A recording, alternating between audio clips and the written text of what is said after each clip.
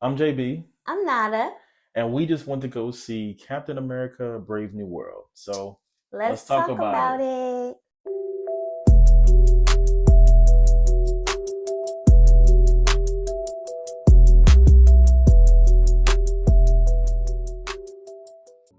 Okay, so this movie is directed by Julius Onah, and it's starring the main leads, which would be Anthony Mackie as Sam Wilson, so we love him as Sam, Yes. and Harrison Ford as Thaddeus Ross, We love which is Harrison great, Ford. and Watch Danny. Shrinking. Right, and Shrinking Sorry. is great, and Danny Ramirez as Joaquin Torres. So that's kind of the main three of this film. Yes.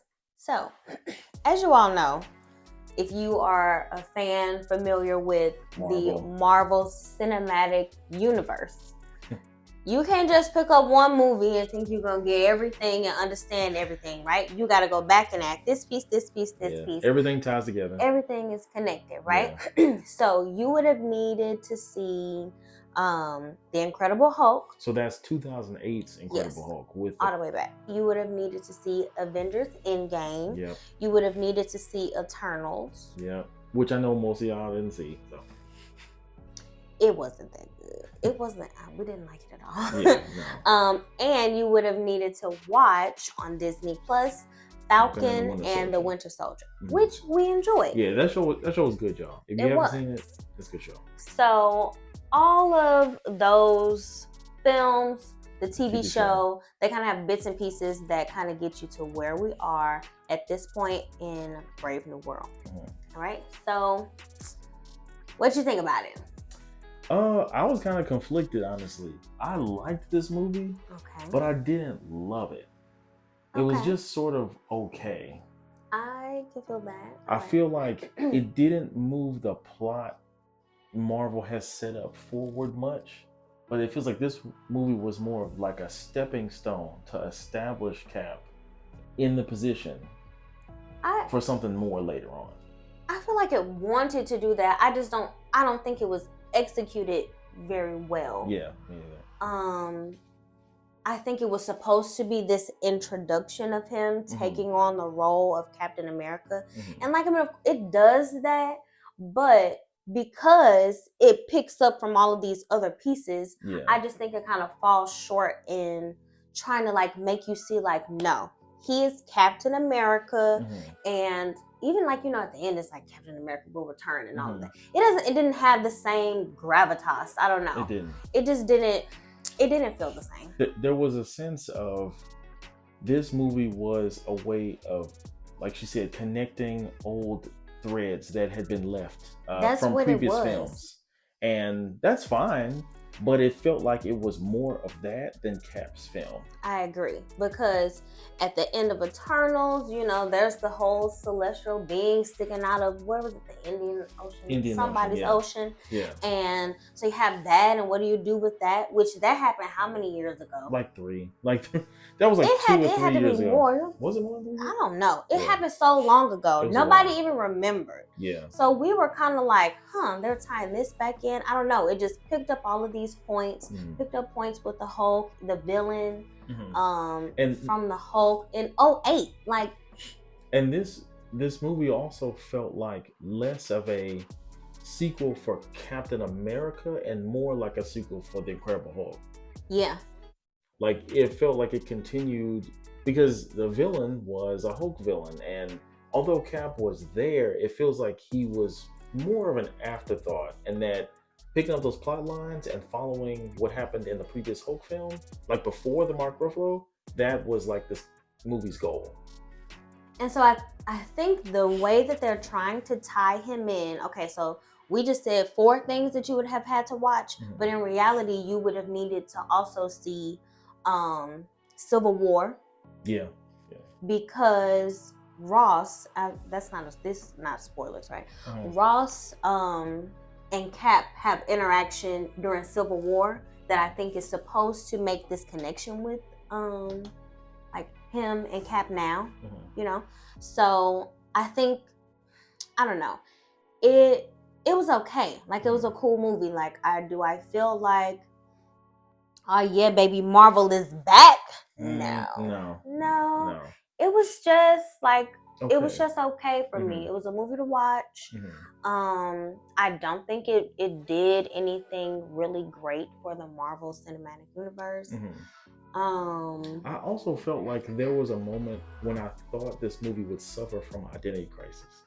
So I thought, when I say that, I mean like, okay, we're trying to accept Sam Wilson as a new Captain America. Old man Cap gave the shield to him and like passed the mantle to him at the end of Endgame.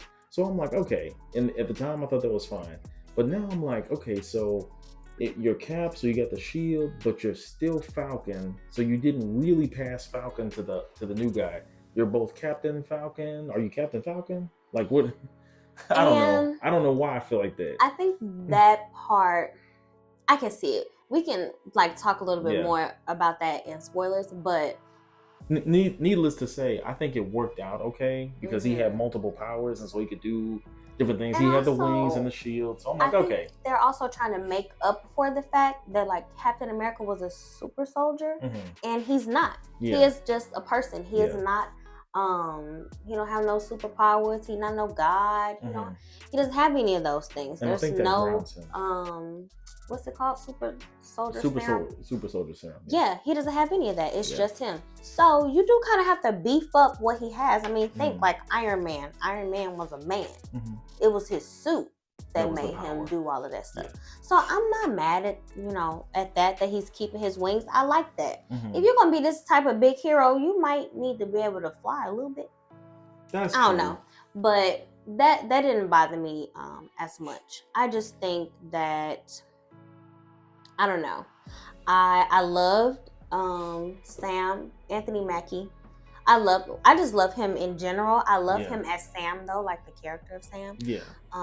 So I think that went really well. Like I do think that he did well bringing what I would consider his spin or his take on Captain America. Like he's not trying to be Steve, because there was this whole controversy I think at the beginning of him wanting to fill the shoes that Steve left behind, which is a large shoes to fill. It is. But I think he did his own thing. Go ahead. I think it's something that you that even you struggled with, like what you wanted him to be. And I'm like, he's not gonna be Steve Rogers. Like that's 1930s, old white man.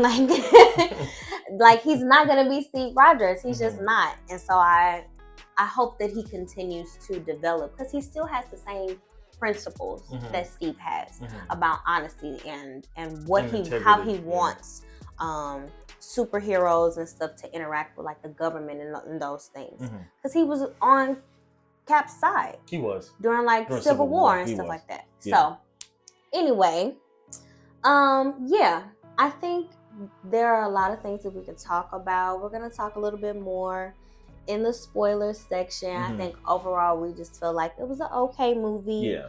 It wasn't our favorite. No. But yeah. It was still engaging, and it was still kind of fun to watch.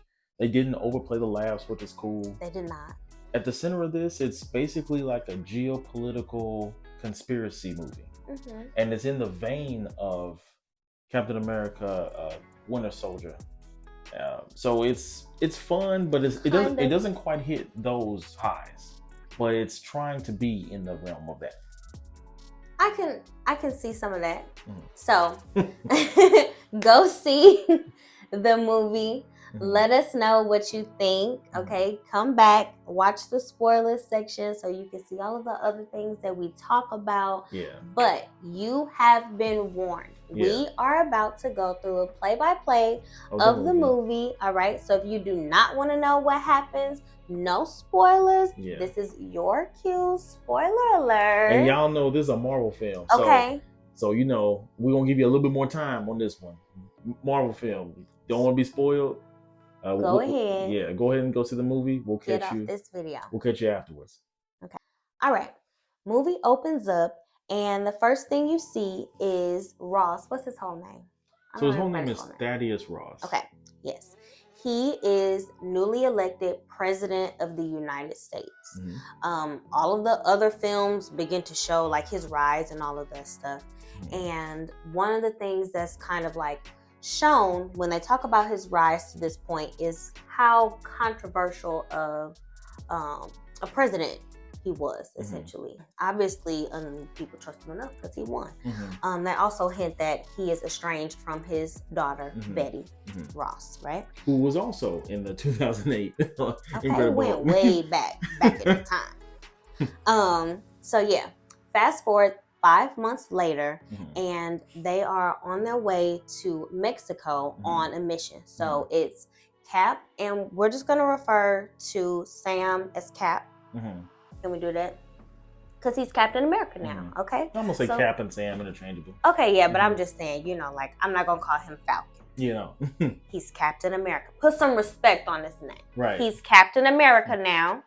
All right, so Cap is on the way to a mission in Mexico, and all he knows is that he needs to intercept this canister that's being sold or auctioned off or whatever. Well, it was stolen. It was a canister that was stolen. His job is to get him and Falcon need to get it back. And so Falcon, which he's not technically Falcon at the beginning. Not really. He's like a trainer. Towards the end, yeah.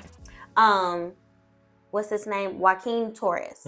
So he's Falcon now. And so they're out there. He's trying to catch him, and somebody named the Serpent is the one who has this canister, right? So the Serpent is the one that's trying to sell it. They're waiting for this buyer to show up. Cap and them, they come before the buyer gets there, and it's like, okay, you get the canister, you stop the Serpent. So they're trying to just intercept the packet, the canister before it gets sold. However, the Serpent gets the canister and he starts to get away because Cap is stuck in a fight in the church. So he tossed around. He was kind of getting a little tossed at first. He was. But he came back. Yeah, he won. He won though. He did. How'd you feel about some of the fighting with the shield? Because he's trying to get this choreo down, right? So here's one nitpick I have about the movie. I like some of the choreography. There's probably 2 fight sequences in the movie that I really liked. But a lot of the whole, he throws a shield and it bounces off 6 people and comes back to him. I feel like that's been really played out with Cap, but with old man Steve, Captain America. Steve Rogers. Yeah, Steve Rogers. It feels like, I know that they're trying to reinvent, they make a sequel, you want to reinvent, you want to do something different. They couldn't really do much different because that's kind of what he does. And it's a shield. It's a shield. I didn't mind that. I was happy that he got the moves good. Yeah, but remember, if they had just had him start throwing the shield and catching it, it wouldn't have been believable. Had you seen Falcon and the Winter Soldier, the TV show, you see him train with the shield to throw it and stuff. So that I believe. So that was like, okay, I was happy. So that's why I didn't mind it that much. I didn't have a whole lot of issues with the choreography, of the fight choreography. I don't know. Anyway, so he's in the fight. New Falcon, Torres, Joaquin, he intercepts the canister. The Serpent still gets away though. But he gets it, he's happy or whatever. And they're starting to feel like, but Cap is looking over everything and he's starting to feel like this is a little fishy. Like the whole setup, this was out in the open. Why did the buyer of this canister not show up? So you start to see that he's looking a little bit like skeptical. All right. Also, during this fight, you do notice that Sam Wilson's Cap also has an extra new toy to play with. Not only does he have Cap's shield and he has vibranium wings, but he also has T'Challa's ability to take on kinetic energy and redirect the energy outward, which is really cool. So that was interesting, and it'll play on later in the movie. Wakanda forever.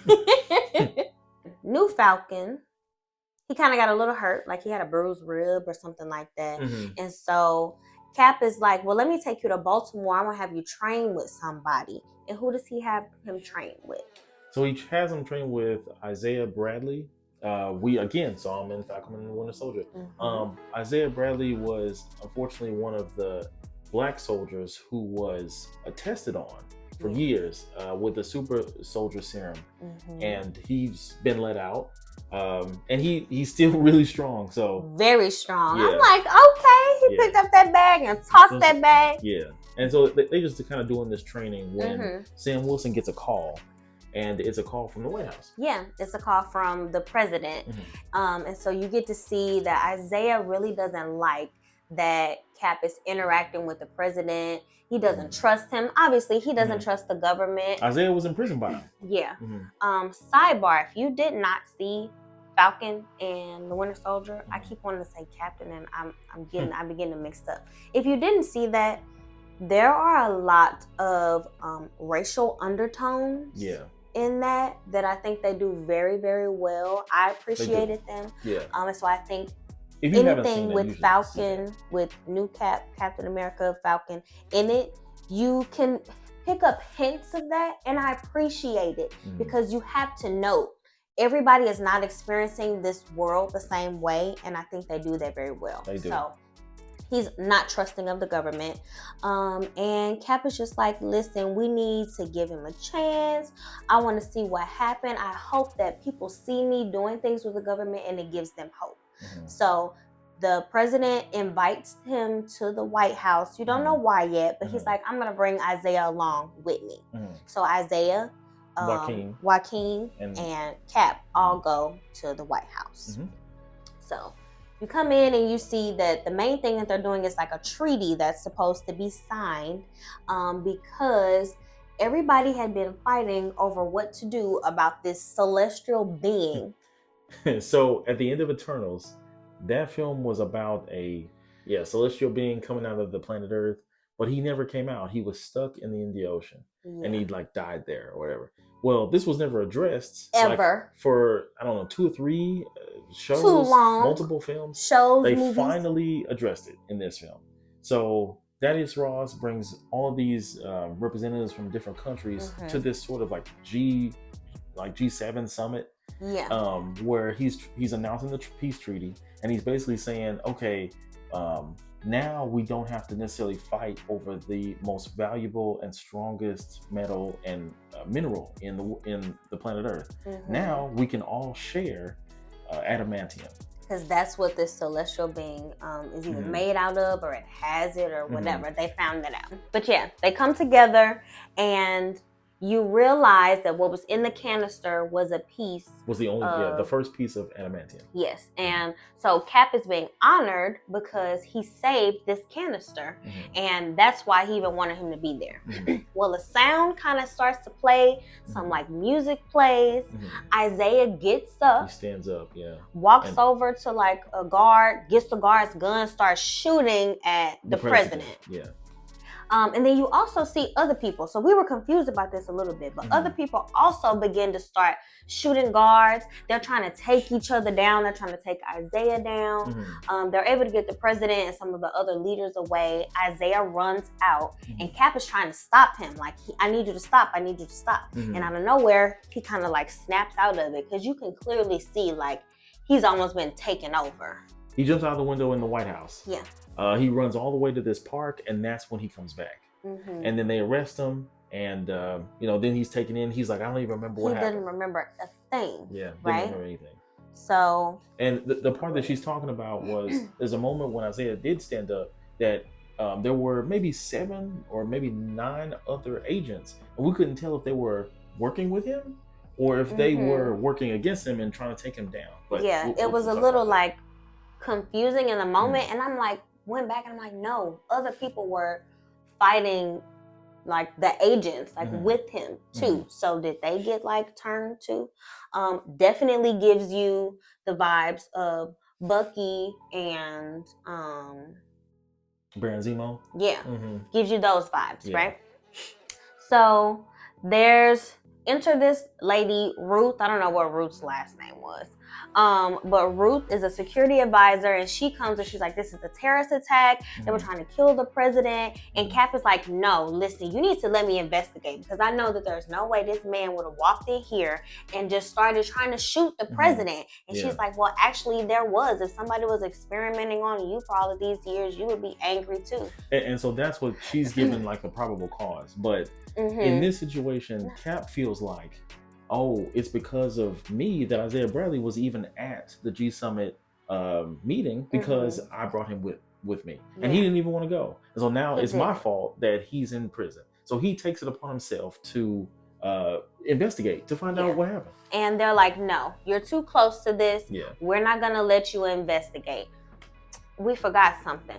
Before the summit, Cap gets pulled in by the president, and the president tells him, I want you to help me restart the Avengers. You know, and I'm like, I don't know. And you can even see the apprehension in Sam's face.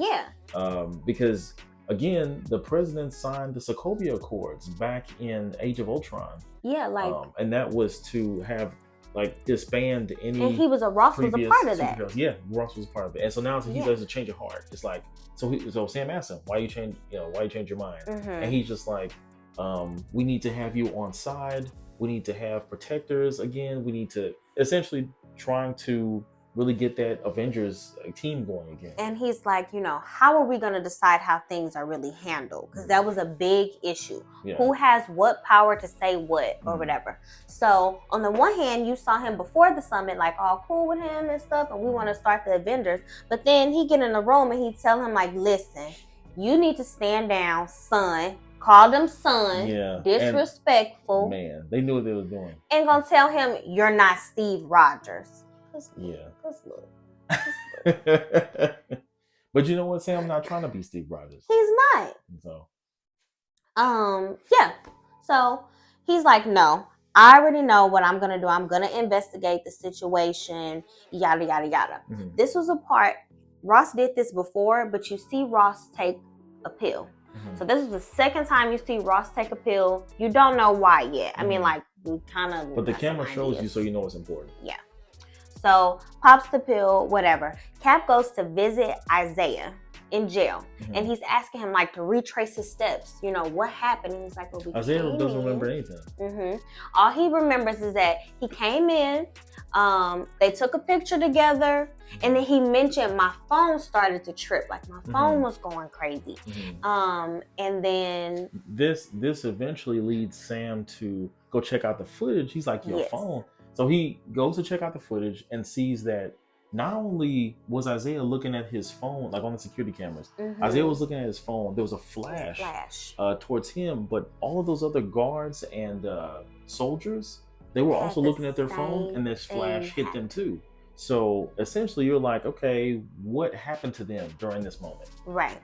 So he starts to figure out some of that stuff when he's looking over. When they begin to look over footage, that was a tad bit later. But you also see that this Ruth lady is watching their interaction. So she's like, you need to follow him. You need to see what he's doing. Yada yada yada. So next, they've seen the footage. They kind of notice all of this. Cap is in a car driving, like in a truck driving. He's on the phone with Torres. And they're basically going over the investigation. And who pops up at that point? So the Serpent pops up, who is played by Giancarlo Esposito, and he plays Sidewinder, who is the leader of the Serpent Society. Which I don't know that much about the Serpent Society. Y'all can write in the comments and tell me more about it. But I kind of didn't like that.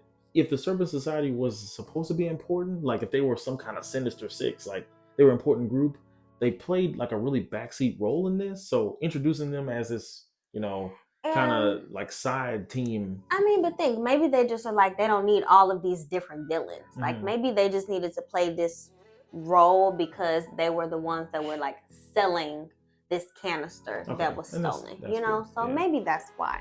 But he shows up and he's like, the buyer told me he'll double the cost if I kill you, Cap. So they start fighting, but Cap wins.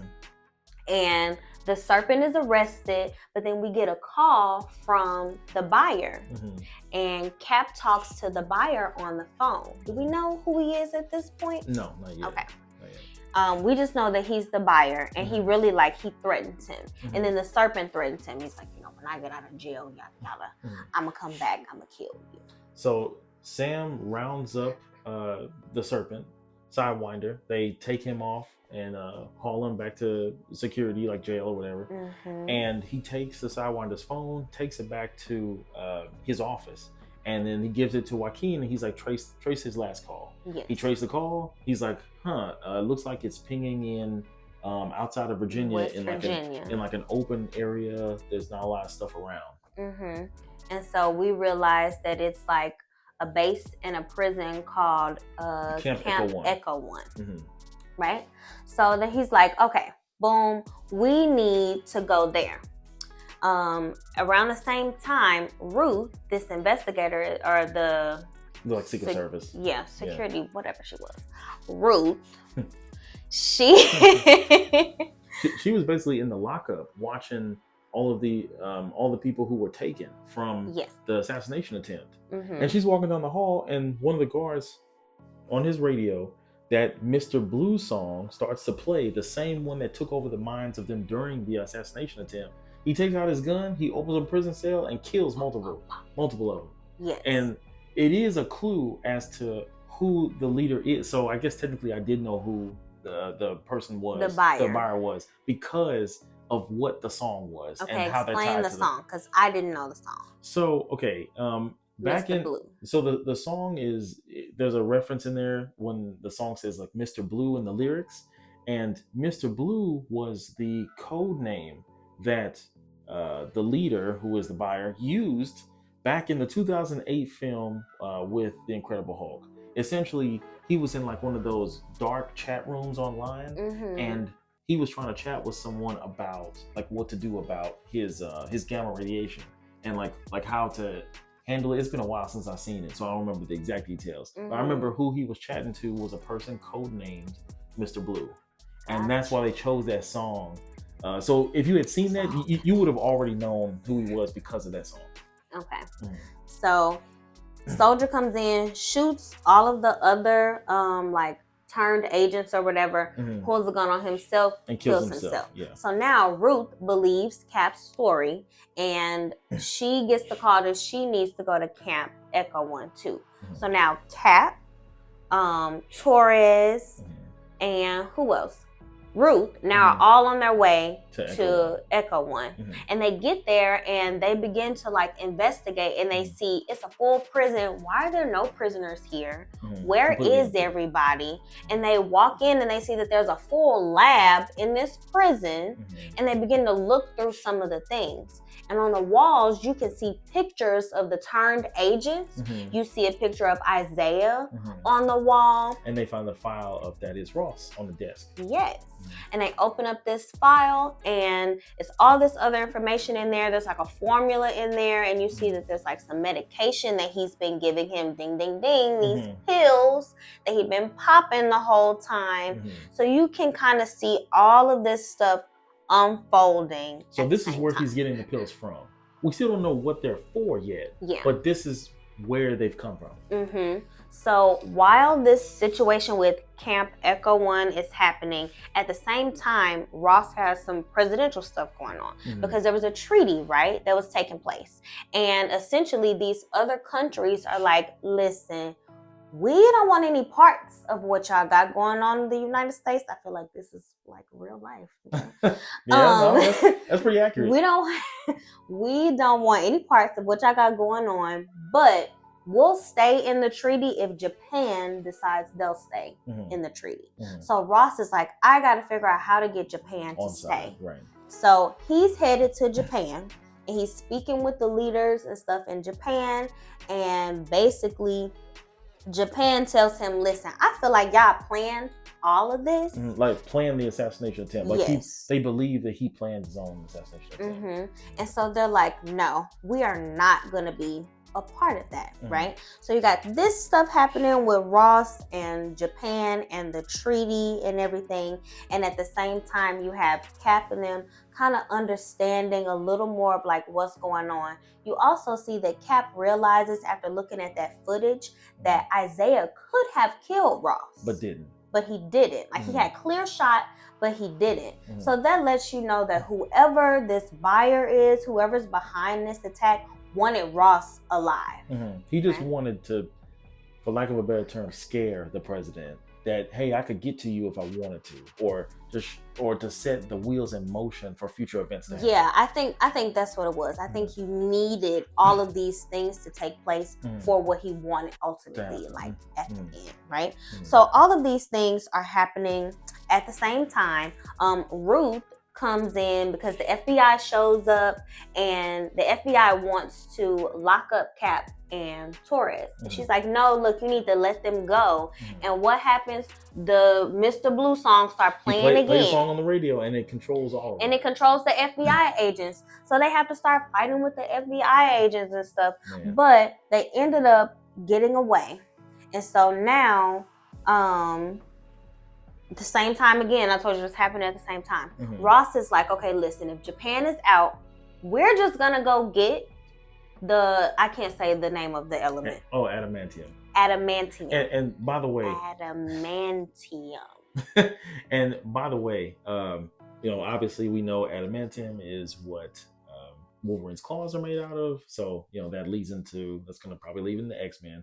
But when she says that this happened at the same time, that's when Ross is having this conversation of, he's trying to diplomatically have, with peace with Japan. And he's trying to say, we can share it. Well, they don't want to be part of it. He kind of leaves them hanging. And then he just decides, you know what? They're on their way to the Indian Ocean to go steal the adamantium and claim it for themselves. I'm going to go do that for the U.S.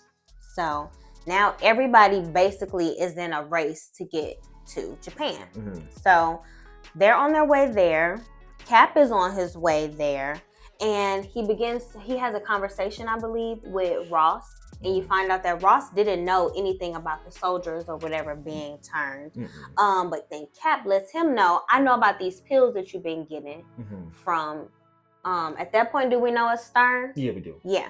I know about these pills you've been getting from Stern. So the leader, the buyer, his name is Samuel Stern. And he, again, is he was essentially an antagonist from the previous Incredible Hulk film, who it was a thread that was left open. Some of Banner's blood was dripped into an open wound on his head, and instead of giving him nasty. Yeah, it did look nasty. Instead of giving him strength, it gave him intellect. That's why he was able to see all these moves ahead. That's why he was so smart. In that conversation, you'll also see Ross is telling Cap, like, listen, I just need my daughter to know I'm not the same person that I was before. So that's kind of the thing that's leading him and guiding him in all of his actions. Like, he's trying to get his daughter back, essentially. Yeah. So, we also learned that in this conversation with Ross and Cap, Ross, revealed that, like, hey, I was dying. My heart was failing. And I needed a way to stay alive. And so that's what Stern offered him. Yeah. So he, in a way to keep control of Stern, he gave him a lab. He put him underground and essentially kept him prisoner for so many years. And by keeping him prisoner, he was like, hey, I will let you go. Right. I'll let you go when I become president. But until then, I need you to work out a way to keep me alive and to help me live. So he's been doing that by giving him these pills. Yep. What he doesn't know is that there's an after effect of these pills that we will get to. Yeah. So he's been doing that. But what is he doesn't let him go free or anything. So he set this whole motion. Stern set all of this stuff into motion.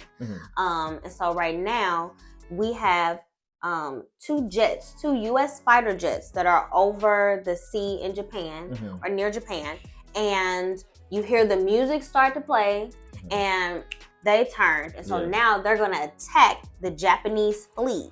And remember, this is from the perspective of Samuel Stern, because he's trying to start a war between Japan and the U.S. So he's trying to make it look like the two jets are attacking Japan, but blaming it on Ross so that the U.S. and Japan go to war. Yeah. So you see them, they start to try to attack the fleet, Cap and Joaquin. Torres, Falcon, all of these things. Both of them are trying to stop the fighter jets, the missiles and the fighter jets. In the middle of all of this, Joaquin actually gets hurt by one of the missiles. Yeah, he gets hit. Goes down. Yeah, he goes down in the ocean. But Cap doesn't have the time to go check on him. he has to go and make sure that this last missile doesn't hit the Japanese fleet. And Cap saves the day. He does. It does not. He has stopped international war from beginning. And let me just say real quick, I'm sorry. No. Let me just say that this was one of the choreography or one of the fight scenes that I enjoyed, like the action scenes. Okay. I was definitely getting vibes of like, oh man, it's like Marvel, but also a mix of Top Gun in there. I don't know why. I don't know why I was getting, but Danger Zone. But I was loving it. I was like, I don't know. Maybe it's because of how they filmed the dog fights between Cap, Falcon, and the fighter jets. I don't know. I was getting the Top Gun vibe, and I did really like the newest Top Gun. So I thought it was great. Yeah, we did like the newest Top Gun. Yeah. Danger Zone. Yeah. So stops it, woohoo, saves the day. But of course, he's really, really worried about Joaquin, right? You can tell that he cares about him. Like throughout the whole thing, you see their relationship. You get to see how he's kind of like under his wing kind of relationship. That's funny. You like it? You like that? Was it good? Under his wing. Yeah. And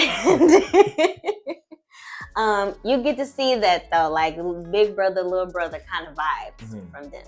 So he was really, really concerned. So he goes to check on them, and who shows up? Man, Bucky. Okay, because why wasn't Bucky in this movie? During the movie too, I said like, shouldn't Bucky be here? I mean, he has really strong ties with Falcon. Like, I get the Thunderbolts is coming out or whatever. Yeah, but I was like, where is he at? But apparently, he's been busy becoming a congressman. Yeah. So I was like, oh, okay. So I guess because I love them together. I do. They have like great real life and on TV, on screen and stuff. Like no. So Bucky shows up, and Cap is really saying like, things just would be different if I had the serum. And again, there's that comparison to Steve Rogers, right?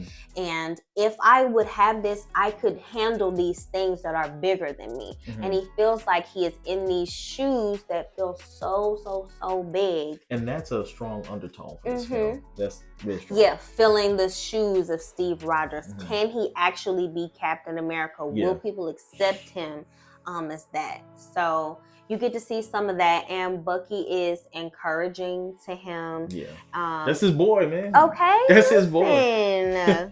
But Bucky comes and he kind of helps him and encourages him or whatever. So you get to see that. You hear that he's running for Congress and everything. Even after that, Ross, he makes up with his daughter. He gets a phone call from Betty, and they kind of have a plan of like, her name Betty, right? Yeah. Oh, okay. He scared me. It looked like that was my night. Gets a call from Betty, and they talk about how they're going to get together or whatever, and they're going to go on a walk to see the cherry blossoms and all this other stuff, right? Yeah. So you get to see some of that reconnection between those two after that. But Ross is preparing to get everybody together. After we see Cap stop the jets and everything, people are more willing to be a part of this treaty. So all of these other countries, they come back together. They say they're going to join. Japan is going to join. And now Ross is going to give a whole speech in the Rose Garden in front of the White House about how everything is back on. But who shows up? Stern shows up. So you see Stern, you see Cap, and they're having a conversation about just like everything that happened, everything that took place, how he's not going to be able to get to him, yada, yada, yada, how he hasn't really changed. And so this part isn't super important, but there was a point when Sam first found the pills, he had a friend who just happened to have a medical friend who could check out what was in his pills. That was kind of weird. He just happened to have a friend who could check out and tell him what was in the pills. I'm like, okay, so you just have a cool like doctor like friend on standby. That's cool. Maybe okay, he knows people. And so the friend found out what was in the pills and was about to call to tell Sam like, I need to tell him this is really important. And again, there was a lot of exposition that didn't need to be said. We already knew. There's a lot of that in this movie. Yeah, too. It's heavy on exposition. It's like not trying to say like the audience is like dumb or anything, but they just talk a lot more than probably they need to. And it's just a lot. But then the point of this is that Sam Stern gets to multiple locations like so fast. As I was like, did he open a strange portal? How is he I don't getting from know. place to place so quick? So the guy is about to call him. He's like in a, I don't know, in the desert or something, and like he's like, oh, I'm gonna call Sam and let him know. Well, Sam Stern shows up. He's like, nope, I got a frequency. It's gonna stop your heart. Boom, you're dead. I'm like, okay.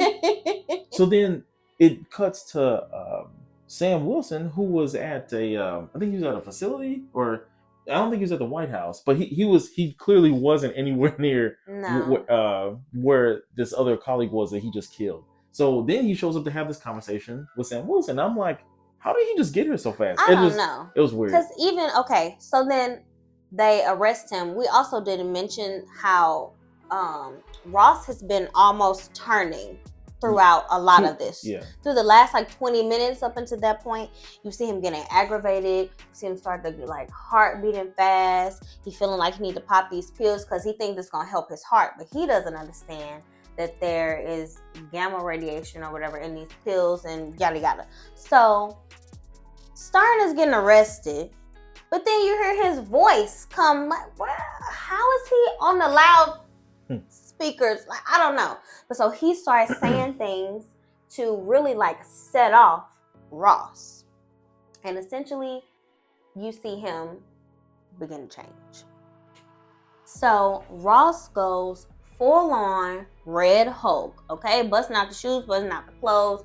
He starts going crazy. So yeah, he starts going crazy. He gets into a fight with Cap. So Cap's trying to calm him down, really. But he starts fighting him, tossing him. Yeah, he was destroying the White House. Yeah. He do this big thunderclap, send him flying, breaking up everything. They fighting all over Washington. They messing up monuments and stuff like that.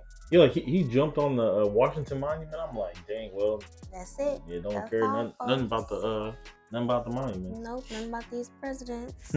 But yeah, they start fighting. At one point, Cap stores up enough energy in his wings, and it knocks Hulk out, and it knocks him out kind of too for 45 for a seconds. little bit.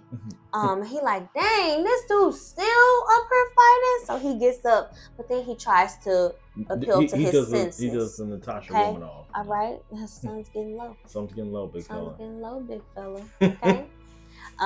And it works a little bit. He's trying to get him like, you're doing this for your daughter and yada yada. And he notices the cherry blossom leaf fall in his hand, and he begins to calm down, and he de-hulks. Is that a thing? Mm-hmm. He de-hulks. In that moment, I thought maybe his daughter would show up to pull him back. Okay. I don't know why I thought, because we hadn't seen her all film, and I thought she would be that key to bring him back down. And I think that it was, him talking about it, and they had been talking about her liking to see the cherry blossoms in Washington. And so I think it was supposed to do all of that. But they pull him back down. They come in, they arrest him still because of everything that he just did. Right. And yeah. So he's no longer president because he's imprisoned on the raft. But then that leaves me with some questions. It's like, okay, so who's the new president? The VP. Who was the VP? Do we know? I don't know.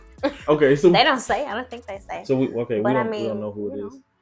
Order of succession. I mean, I know that. I just didn't know who it was. We don't know. I'm saying, like, who is it? So we don't know who that is, and now it's like, okay, I have another question. Can he just turn into Red Hulk? Like on command? If he stops taking this medicine, like, is it just predicated on him having the pills? Is this just like in your bloodstream now? And so like I honestly don't. I think they took a good route in the pills idea, because they explained that the pills had gamma radiation going directly into his bloodstream. And that's what was hitting his aggression. So it was amplifying his aggression, and then allowed him to turn into a Red Hulk. Now that he's not taking the pills anymore, and he's not getting gamma radiation going directly to his bloodstream, I think it would be safe to say that he probably can't change anymore. Okay. So maybe, I'm not sure. So you feel like it just leaves it open enough to, if they want to keep playing with him and use him for something else, because they will. Or if, this is just the end and he's just in jail. Because then there would be no point in putting him in a cell if he could power just back up and bust his way out of the cell.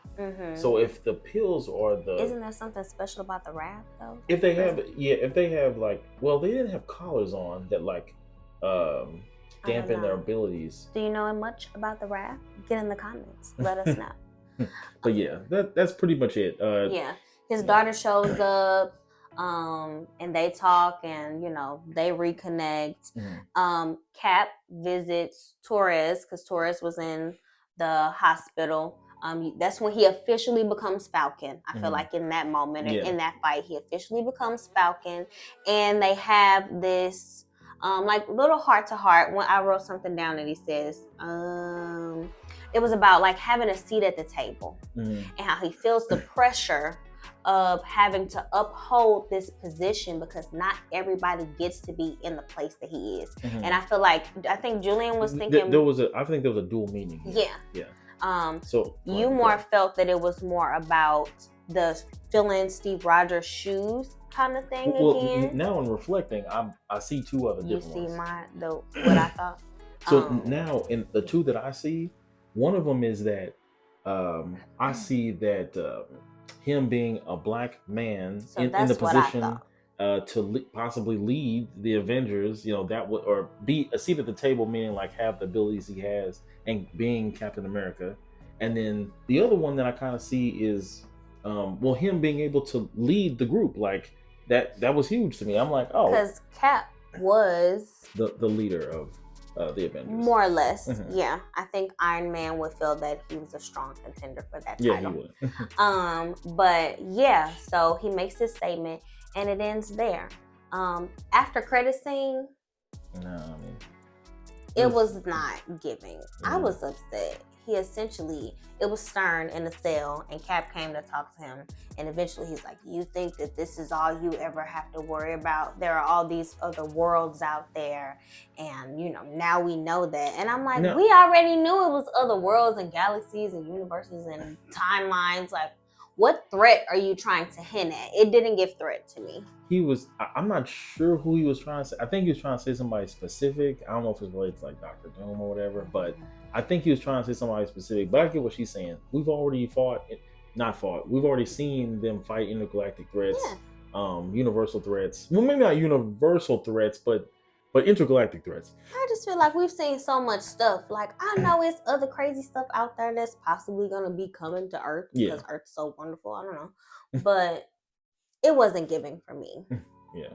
And they could have showed it earlier. They didn't have to. They waited until all of the credits ended. They could have did a mid one and just let it be. All right. This was a doozy, but it's a Marvel film, okay? We got to talk about it. We got to break it down. Yeah. So, what are you giving the movie out of 10? I'm gonna give this movie a 6. Okay. It was above average, but not great. It was good enough to be entertaining at points and not cringy enough to get on my nerves to go below a 5. Yeah. I agree. So like I would say like I enjoyed it. Like it was cool, it was okay. But not bad, but not great. Just okay.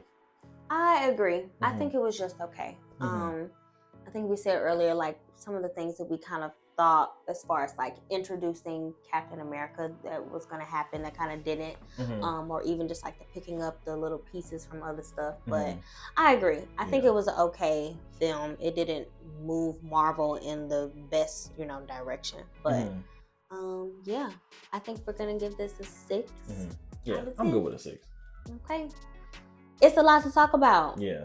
Get in the comments. Where are the Marvel fans? Get in the comments. All right. Make sure you have liked the video, you subscribe to our channel, and hit the bell so you get notifications every time we post something new. All right. See you guys next time. All right. See y'all on the next one.